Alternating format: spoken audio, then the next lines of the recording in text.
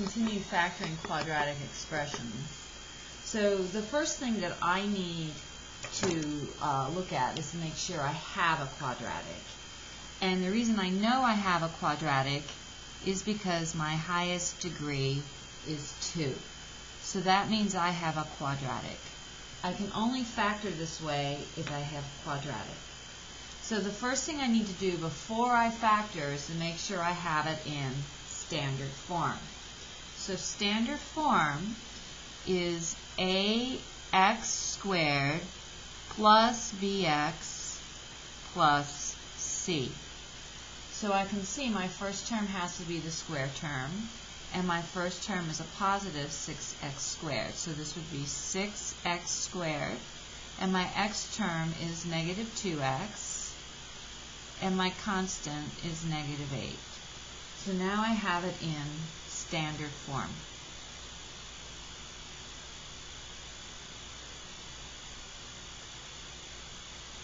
So let me rewrite this under here in standard form. So that would be 6x squared minus 2x minus 8.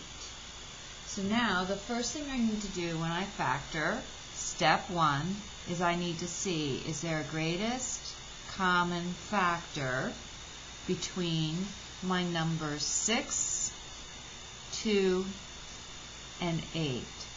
I know that these here are negative, but I'm just going to look at the positive factors. So my factors of 6, 1 times 6, 2 times 3, and then it repeats.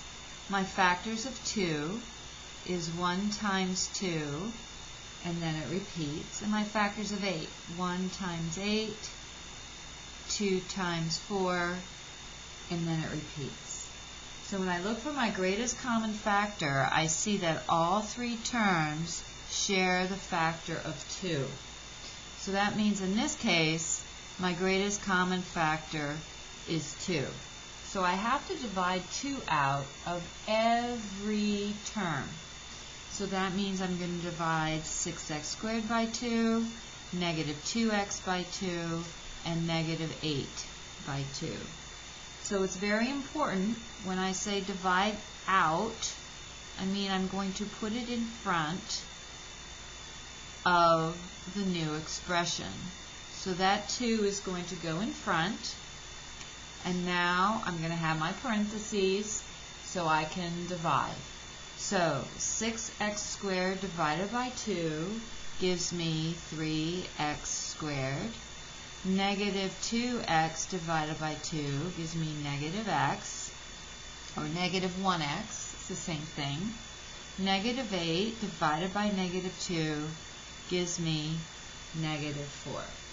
So, in this case, this number 2 out front, I'm going to save for the end. I'm going to ignore it for the next part.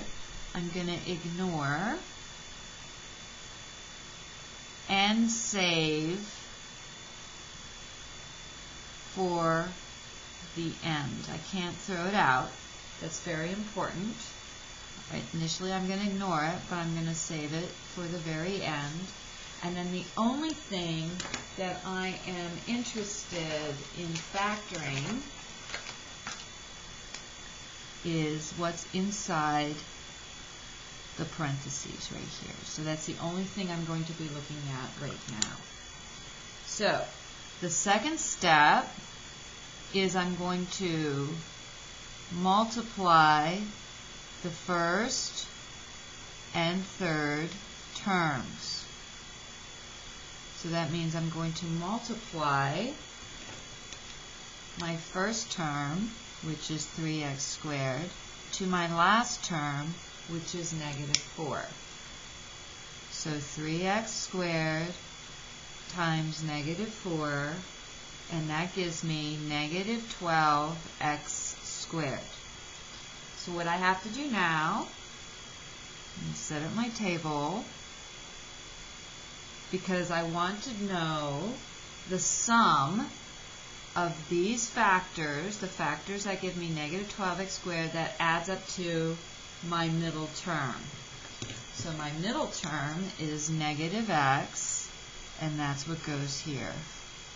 Okay, so that's my middle term, negative x, and this column is going to give me the sum of the product. And what's the product?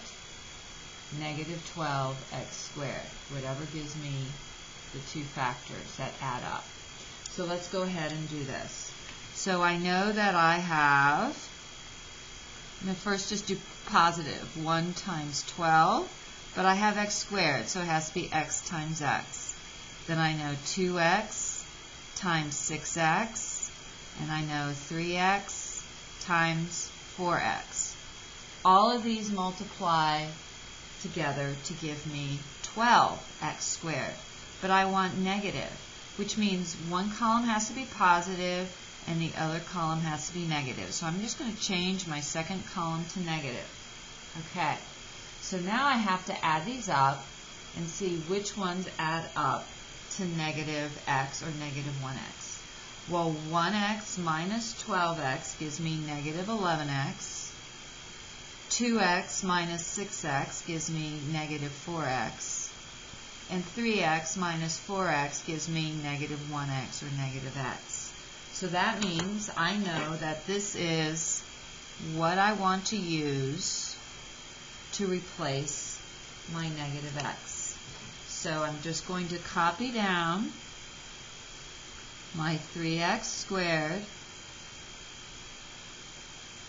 My negative x becomes positive 3x minus 4x, and then I'm going to bring down that negative 4. Okay, so now remember that that negative x was simply replaced by positive 3x minus 4x. It's really important that you have that plus sign there. So now I'm going to group it into two groups. So this is my first group, which is 3x squared plus 3x, and my second group, which is negative 4x minus 4. So now I have it into two groups.